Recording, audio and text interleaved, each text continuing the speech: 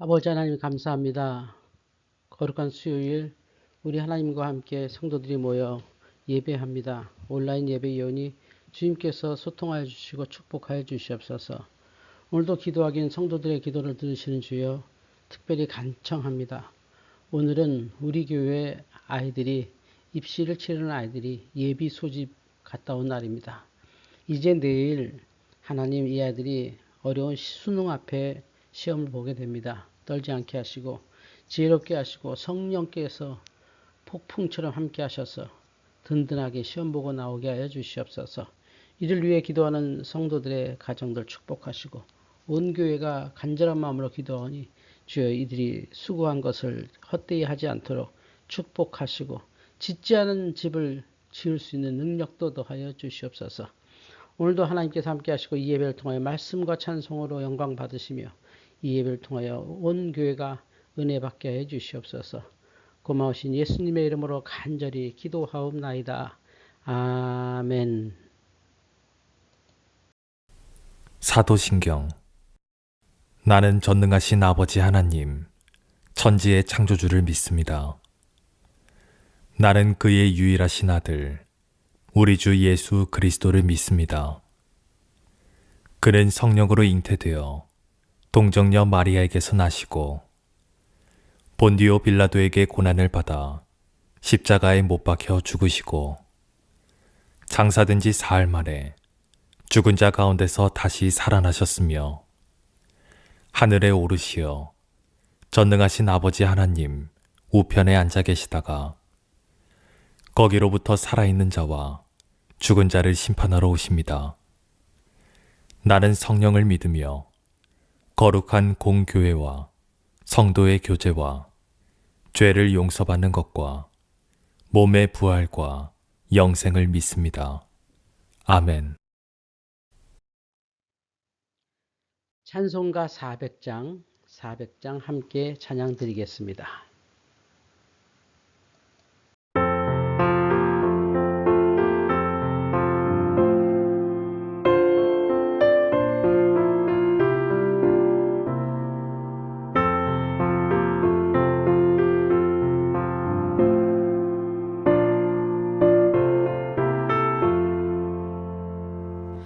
험한 시험 물속에서 너를 건져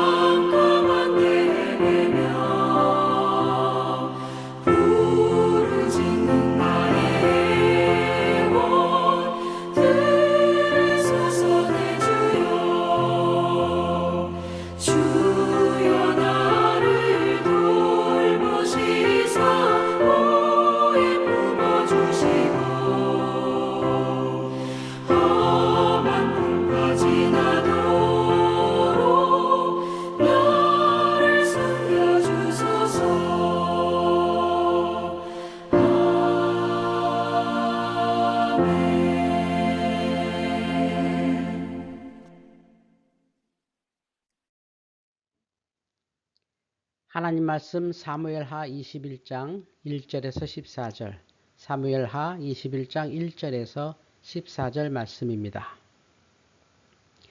다윗 시대에 해마다 3년 기근이 있으므로 다윗이 여호와 앞에 간구하매 여호와께서 이르시되 사울과 그의 피를 흘린 집으로 말미암음이니 그가 기브온 사람을 죽였음이니라 하시니라. 기브온 사람은 이스라엘 자손이 아니요 아모리 사람 중에서 남은 자라. 이스라엘 자손이 전에 그들에게 맹세하였거늘 사울이 이스라엘과 유다 족속을 위하여 열심히 그들을 죽이고자 하였더라. 이에 다윗 왕이 기브온 사람을 불러 그들에게 묻되 내가 너희를 위하여 무엇을 하랴? 내가 어떻게 속죄하여야 너희가 여호와의 기업을 위하여 복을 빌겠느냐 하니 기브온 사람들이 그에게 대답하되 사울과 그의 집과 우리 사이의 문제는 은금에 있지 아니하오며 이스라엘 가운데서 사람을 죽이는 일도 우리에게 있지 아니하니이다. 왕이 이르되 너희가 말하는 대로 시행하리라. 그들이 왕께 아뢰되 우리를 학살하려고 꾀하여 이스라엘 영토 안에서 우리를 멸하려 한 그 사람의 자손 7사람을 우리에게 내주소서. 우리가 여호와를 위하여 사울의 고향 기브아에서 그들을 여호와 앞에서 목매어 달겠나이다. 왕이 이르되 내가 내주리라 하니라. 그러나 다윗과 사울의 아들 요나단 사이에 여호와께서 서로 맹세하였으므로 다윗이 사울의 손자 요나단의 아들 무비보셋은 아끼고 이에 아야의 딸 리스바에게서 난 사울의 두 아들 아르모니와 무비보셋과 사울의 딸 메랍과 무홀라 사람 바르실레의 아들 아드리엘 사이에서 난 5 아들을 잡아 그들을 기브온 사람의 손에 넘기니 기브온 사람들이 그들을 산 위에서 여호와 앞에 목매어 달매 그들 7사람이 동시에 죽으니 곡식배는 첫날 곧 보리를 베기 시작하는 때더라.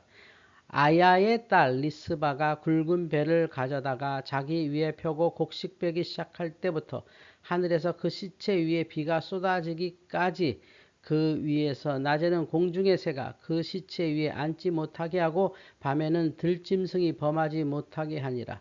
이에 아야의 딸 사울의 첩 리스바가 행한 일이 다윗에게 들리매 다윗이 가서 사울의 뼈와 그 아들 요나단의 뼈를 길랏 야베스 사람에게서 취하니 그들은 전에 블레셋 사람이 사울을 길보아에서 죽여 블레셋 사람들이 벳산 거리에 매달았을 때에 그것을 가져간 자들이다. 다윗이 거기서 사울의 뼈와 그의 아들 요나단의 뼈를 가져가매 그 달린 사람들의 뼈를 수습하여 함께 사울과 그의 아들 요나단의 뼈를 베냐민 땅 셀라의 그 아버지 기스의 묘에 장사되 무리가 왕의 명령대로 다 행하니라. 그 후에야 하나님이 그 땅을 위한 기도를 들으시니라. 아멘. 오늘 하나님 말씀 사무엘하 24장 1절부터 17절까지 말씀입니다. 다윗은 왜 인구 조사를 했을까 생각해 보았습니다. 잠언 30장 7절 9절을 보면 아굴이 2가지 기도를 합니다. 하나는 거짓말에 대한 것이고 다른 하나는 돈에 대한 것입니다. 특별히 돈에 대한 것이 재미있는데요. 나를 가난하게도 마옵시고 부하게도 마옵시고 오직 필요한 양식으로 나를 먹이시옵소서. 그러면서 그 이유를 이렇게 댔습니다.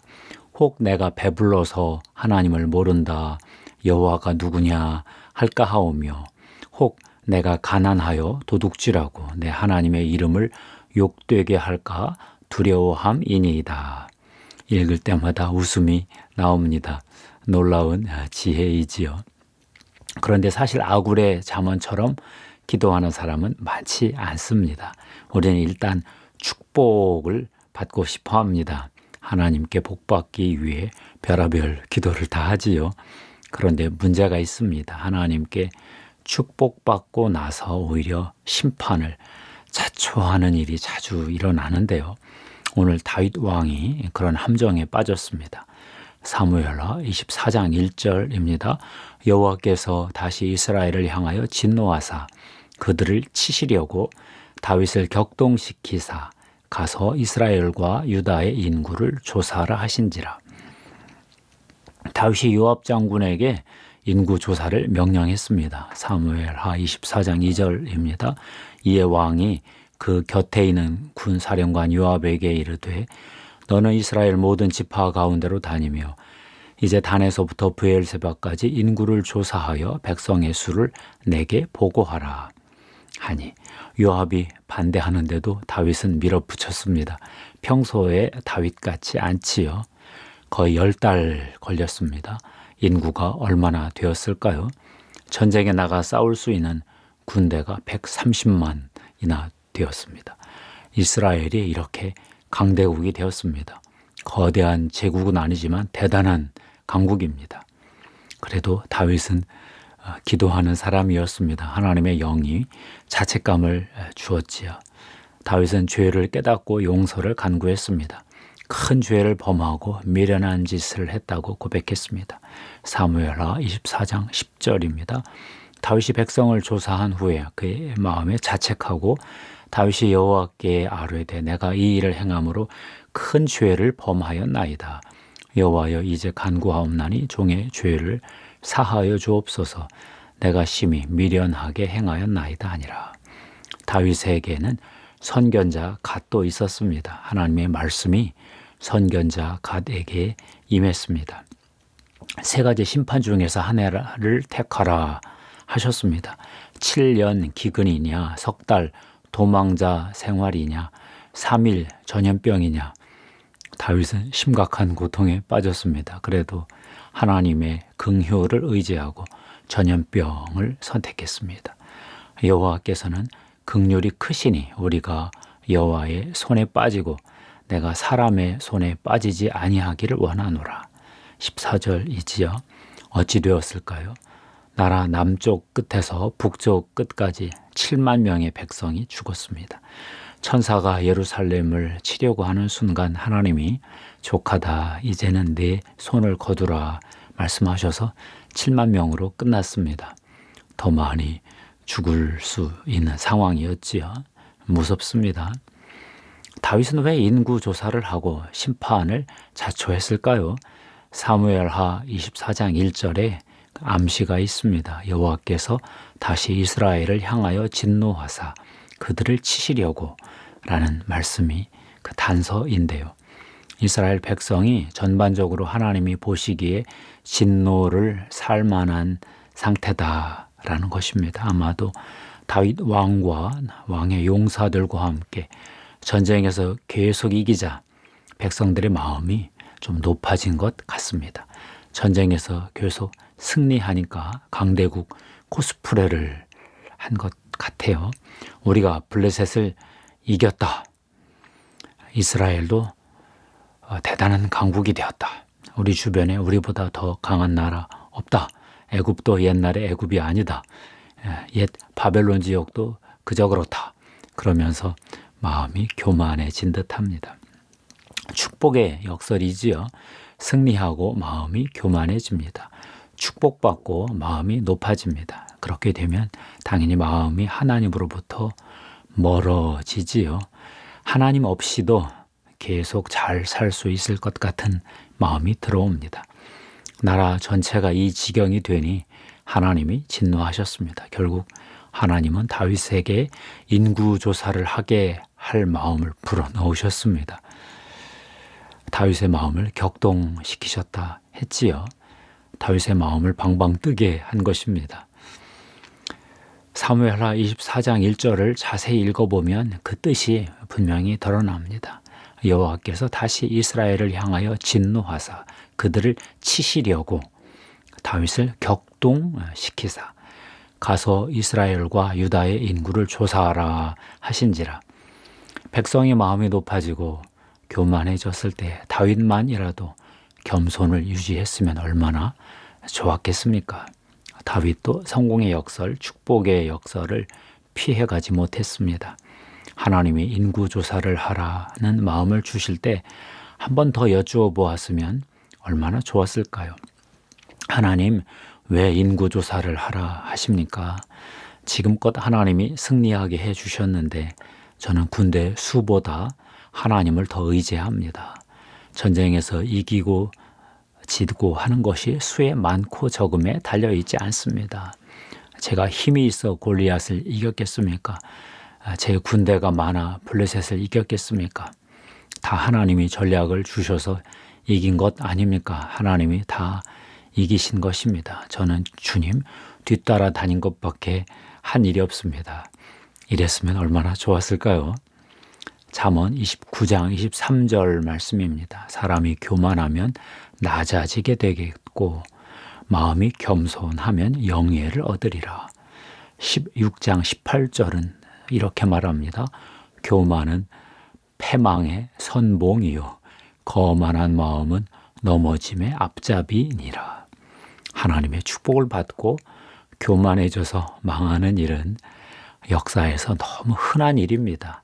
수도 없이 반복되고 있습니다. 이스라엘과 다윗은 왜 함께 마음이 이리도 교만해졌을까요? 저는 그들이 역사를 통치하시는 하나님의 보좌를 바라보지 못했다. 그렇게 묵상해 보았습니다. 성경은 인간이 성공하는 이야기가 아니지요. 하나님이 인간이 망가뜨린 세상을 회복시키시고 원래 의도대로 완성해 가시는 이야기입니다. 하나님이 하나님의 미션을 스스로 실행해 가시는 내러티브죠. 이스라엘도 다윗도 뛰어나지만 하나님의 여정에서 일부 선택을 받아 사용받은 것일 뿐입니다. 그런데 이스라엘도 다윗도 이것을 다 놓쳤습니다. 우리가 하나님의 승리와 축복을 누릴 만한 자격이 있다고 스스로 믿게 된 것이지요. 그들만 그러겠습니까? 우리는 그러지 않는다고 장담할 수 있겠습니까? 우리나라도 3만 불이 되고부터 경제 규모로는 선진국 코스프레를 하잖아요. 다른 여러 삶의 영역에서는 최하위로 떨어지면서 삶의 질은 바닥이면서 경제 규모를 내세우고 싶을 때가 많지 않습니까? 나라가 힘들 때는 오히려 주님을 바라보고 부르짖을 수 있습니다. 살아야 하니까요.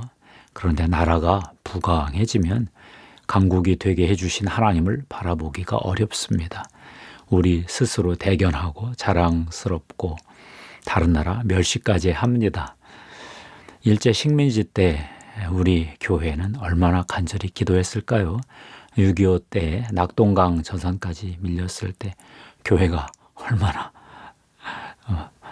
간절하게 탄식으로 기도했을까요? 배고플 때 아플 때 우리는 금요철야 기도회 때 주여 주여 소리 지르며 기도했습니다.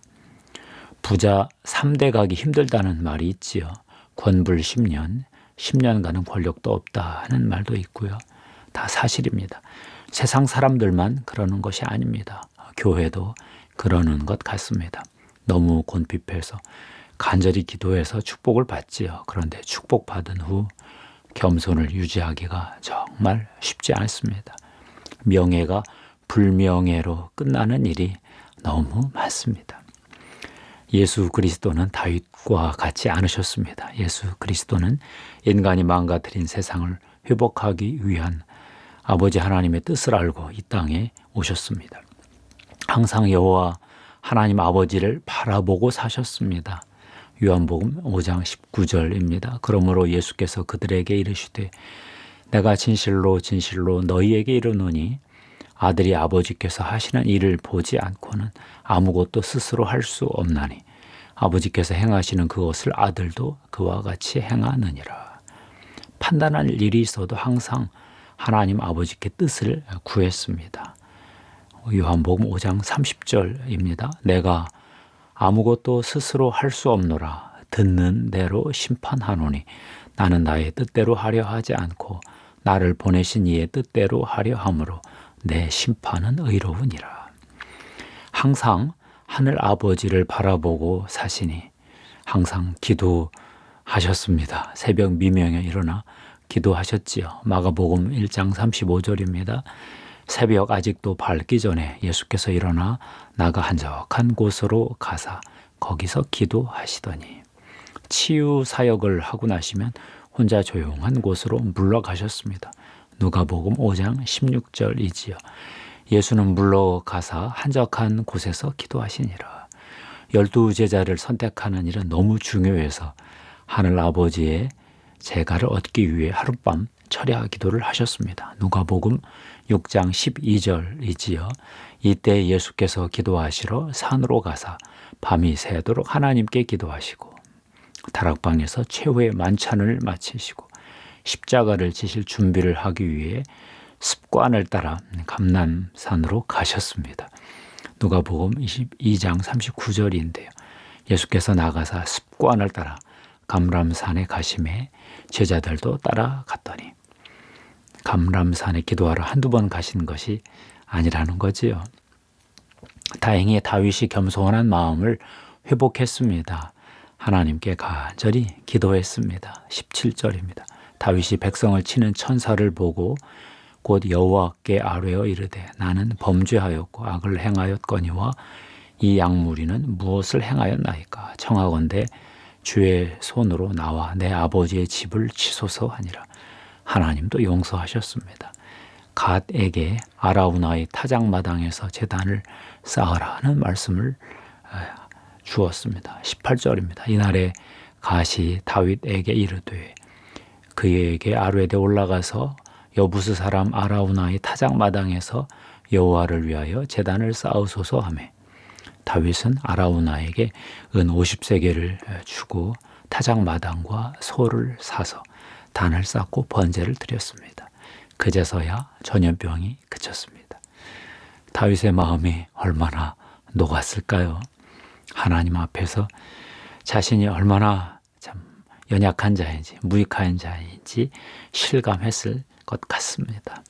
누가복음 17장 7절 10절에 보면 무익한 종 이야기가 나오지요. 주인이 쟁기질할 밭을 주었습니다. 목축할 양도 주셨습니다. 식사를 준비하고 식탁을 섬기는 일도 받았습니다. 그는 주인의 식탁을 섬기는 일이 너무 즐거웠습니다. 왜요? 식탁에 앉아 시중을 받는 주인이 너무 좋은 분이라서 그랬습니다. 그동안 종은 너무나 큰 혜택을 누렸지요. 온갖 먹을 것, 입을 것, 자식 양육 다 도움을 받았습니다. 아플 때 의원도 데려오셨고요. 여러 사람 앞에서 자기를 칭찬해 주는 그런 얘기도 들었습니다. 우리 집 일은 우리 집 청지기가 다 알아서 해. 난 신경 쓸 일 없어. 그러며 즐거워하는 주인도 보았고요. 종도 신이 납니다. 섬길 맛이 납니다. 그래서 감히 말합니다. 우리는 무익한 종입니다. 우리는 마땅히 하여야 할 일을 한 것뿐입니다. 더 많은 일도 해야 할 텐데 이 정도 일밖에 안 시키시니 몸둘 바를 모르겠습니다. 이런다는 것인데요. 제가 잘 아는 목사님이 한 분 있습니다. 교회가 작은데 정말 지성으로 섬기십니다. 그분은 항상 감사합니다. 예수님이 자기를 위해 하신 일을 증거할 수 있다는 위치에 있는 것이 너무 좋다고 해요. 예수님이 십자가가 믿어져서 너무 감사해 하십니다. 예수님이 부활하신 게 믿어진다고 놀라워합니다. 세상이 흉흉해도 북한에서 미사일 쏴대도 하나님이 하늘 보좌에서 통치하시는 게 믿어진다고 안심하십니다. 하늘 아버지 집으로 올라가서 실제 영의 눈으로 확인할 날을 기다리며 삽니다. 성경을 보고 믿은 것이 영의 눈앞에 펼쳐지는 그 미래 세계를 소망합니다. 약간 들떠 계시기도 합니다. 제가 보기에 이 세상에서 가장 행복한 분으로 보입니다. 기도하겠습니다. 하나님 감사합니다. 다윗이 이스라엘의 마음이 부해졌다가 전염병 7만 명의 백성이 죽는 심판을 받고 나서야 마음이 다시 낮아졌습니다. 하나님, 저희들은 이런 큰 비극을 경험하지 않고 예수 그리스도를 묵상하면서 마음이 겸손해질 수 있는 축복을 받고 싶습니다. 아버지 하나님, 아들을 통해 우리 죄를 용서해 주시고 하나님 나라 살 수 있는 능력을 부여해 주셔서 감사합니다. 사명을 주셔서 감사합니다. 사명을 완수할 수 있는 성령의 능력도 주셔서 더 감사합니다. 아버지 하나님, 우리 성도들에게 십자가의 보혈의 피를 뿌리고 덮습니다. 성령님, 섬김의 영으로 임해 주시옵소서. 기름 부어 주시옵소서. 우리 구주 예수님의 이름으로 기도하옵나이다. 아멘.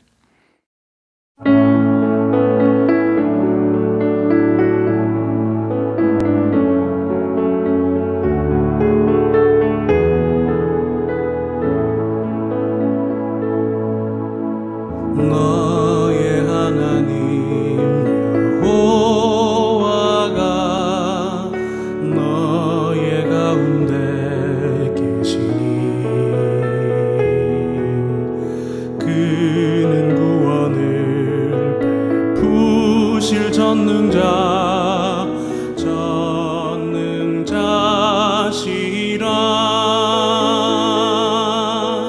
그가 너로 인하여 기쁨을 이기지 못하시며 너를 잠잠히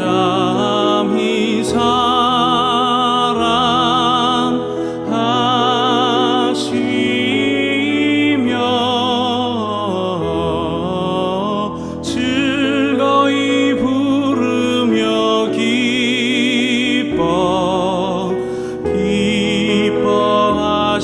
기뻐하시리라. 너의 하나님 여호와가 너의 가운데 계시니 그는 구원을 베푸실 전능자시라.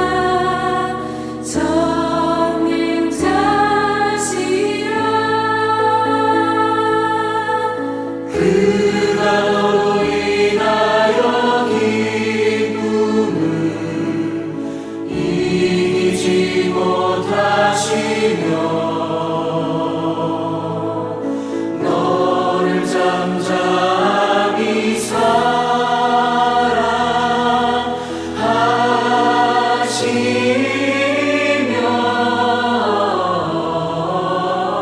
즐거이 부르며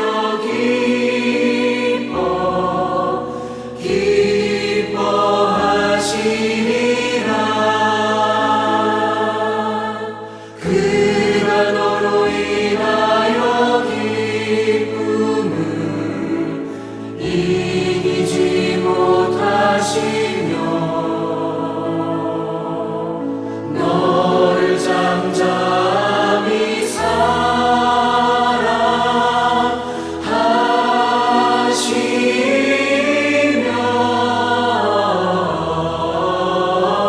즐거이 부르며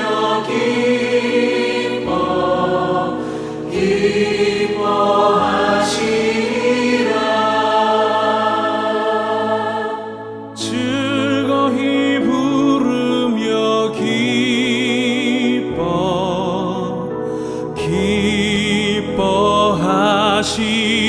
기뻐하시리라.